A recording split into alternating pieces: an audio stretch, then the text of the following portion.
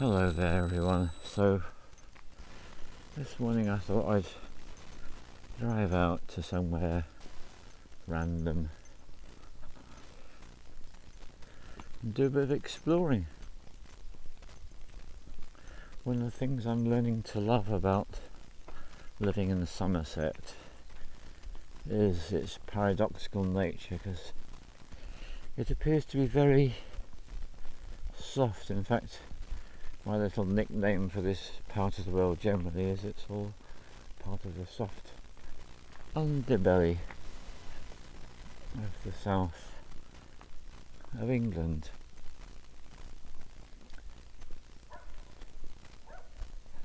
So, that being said,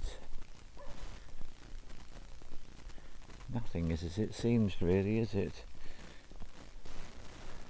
So let's see what I can find to explore along this country lane, and let's just see what comes up. Because let's face it, we are living in extraordinary times, aren't we? Yeah, I just noticed that sticking out there.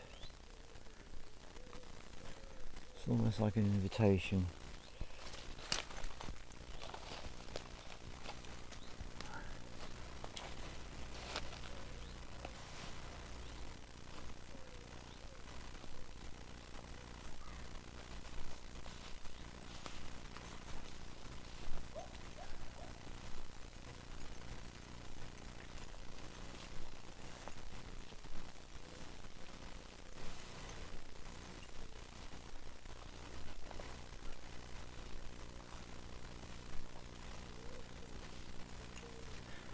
This is definitely the land of the wood pigeon. That's the sound we can hear.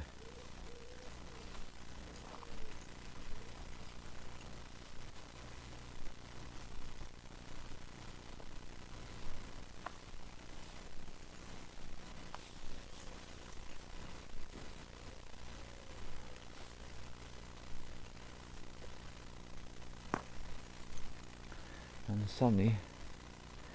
I'm enveloped in the quality of eternity and beauty. When you study the Celtic tree oracle, which actually is also known as the Ogam or the Ogham, which is a very ancient form of writing, like in the Norse countries they have runes, well in this part of the world and also in Ireland they have the Ogham. This is an apple tree, and the energy that the apple trees embody is eternity and beauty. And that's very much happening to me right now as I feel literally enveloped in these qualities. There's a sense of timelessness here. And I feel blessed, because I never know what's going to happen when I go into a bit of random exploring. And this is striking my attention, and look at that. Well, I wonder if you know what that is. I do. And that's a pizza oven. That's what it is. It's a very small one, made out of clay.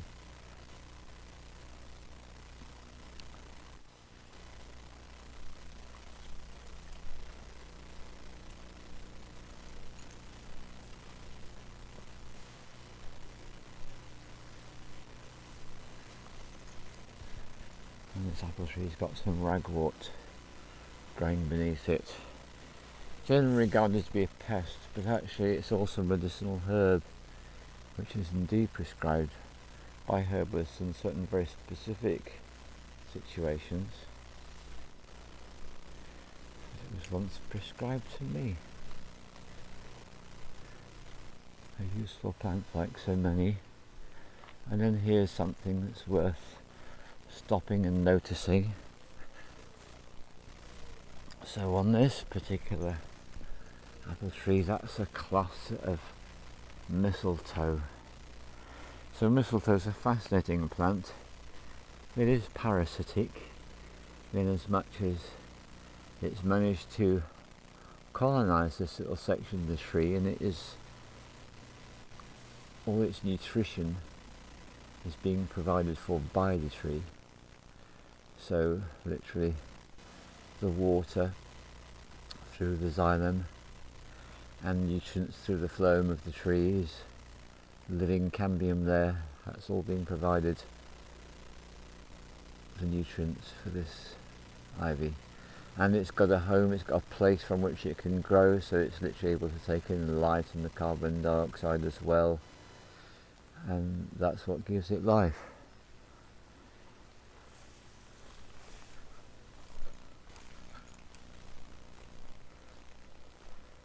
So these trees have obviously not experienced the care of human hands, because if they had, they wouldn't be this tall.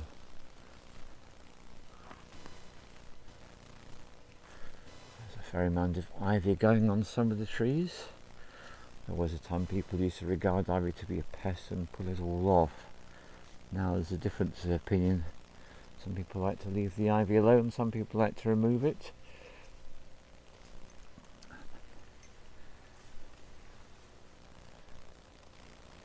Just look how that tree is hanging on to life. Extraordinary. A really significant trunk. And it looks at some point the major branch was cut off, and it's still growing, still producing fruit. Just a tiny little bit of top growth.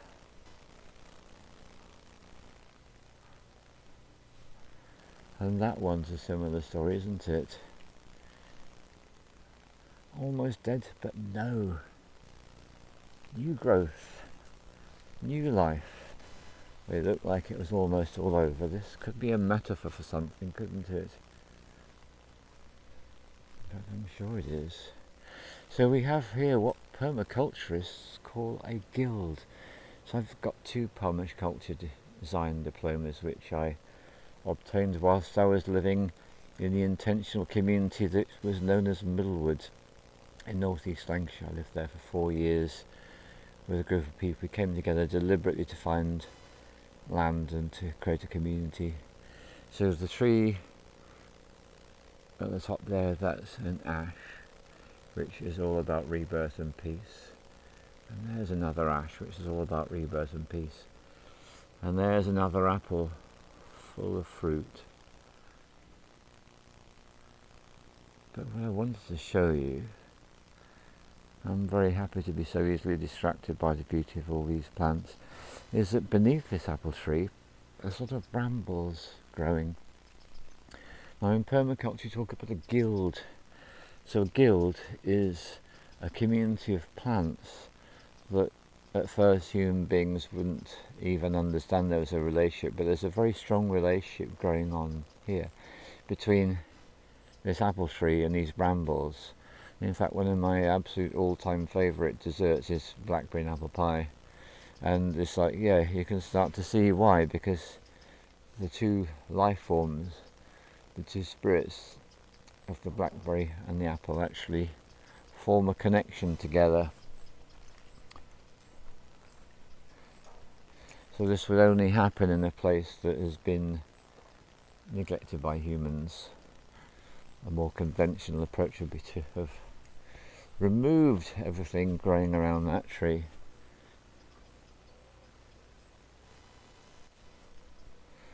I'm looking at this and wondering, not sure if it's blackthorn, it looks like it might be.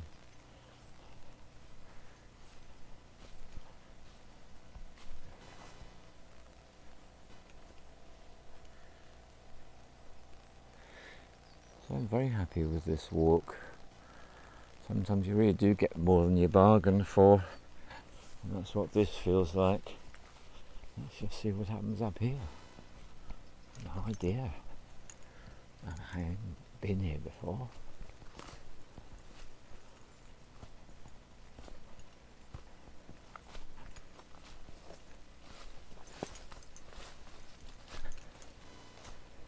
I'm obviously not the only person that's done this walk. that was clearly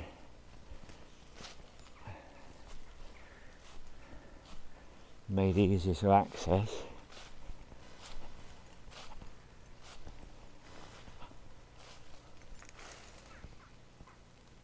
And I can see that's pretty much the extent of this orchard that I'm on, because I can see a field just through the gap there. And here's where I get something of a view.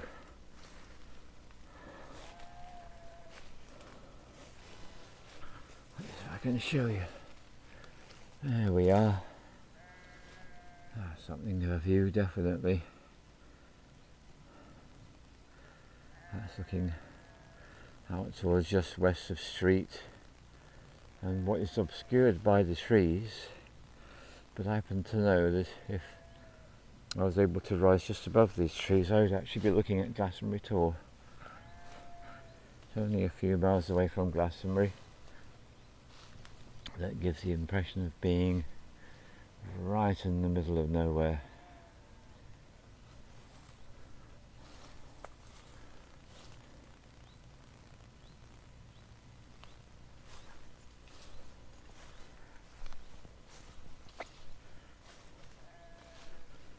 So that's the bramble plant in flower. So this will be, if we just look over there, we can see, that's it, there's blackberries already formed, haven't ripened yet. I did discover something very interesting to me recently, because having picked blackberries for many years, I noticed when you go out picking wild blackberries that there's such a variety in the tastes and the flavours. Some are sweet, some are quite sharp, some are really acidic, some are very sour, some are just fruity. Huge variety of flavours, and apparently it's because there are hundreds of different species of wild blackberry. It's not just the blackberry plant, there's so much variety there, and I was very interested to discover that recently. So, well, the bramble's really taken hold here. Let's see what happens this direction.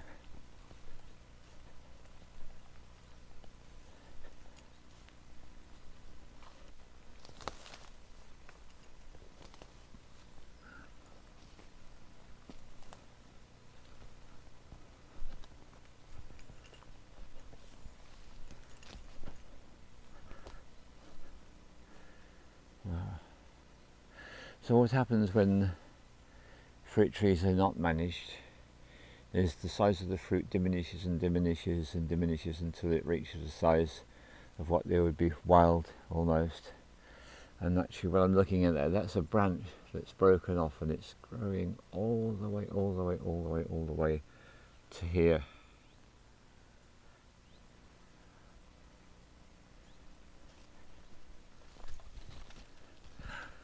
Now there is something, this is, oops, I will also explain that I'm standing on what is called calcareous grassland. So outside of this orchard there are fields growing grass, which is for grazing. But I just want to point out this. That is an ant's nest. That's what that actually is. There's going to be a whole colony of who knows how many ants busily living their lives, doing their thing. And this is actually very close to a nature reserve where I am now. And if you go to the nature reserve, you just see it's full of these ants' nests. And because it's a nature reserve, people are leaving them alone. And they're doing their thing, which is rather lovely. And here's another one. There you are. That is a huge ant's nest. Let's just go underneath this tree. And notice how significant and magnificent it is.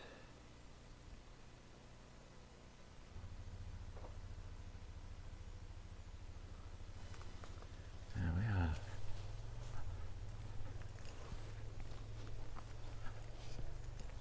funny, once you start finding ants' nests, you just don't stop. There's another one. Might be very tempting to sit on that, I wouldn't recommend it.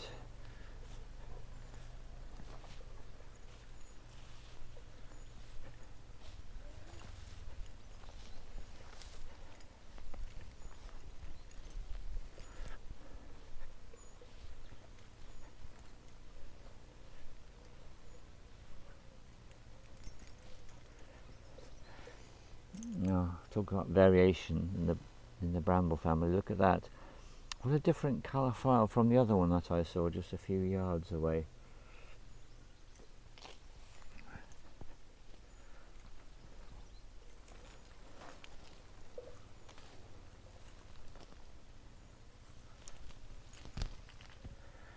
And I do believe I might have actually succeeded in boxing myself into a corner here, because I don't think it's possible to go any further.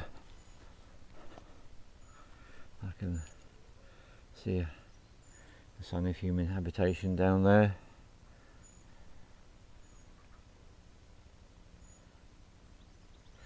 So thank you ever so much for coming with me on this little random walk, where I'm just reflecting and enjoying and appreciating the unexpectedness of this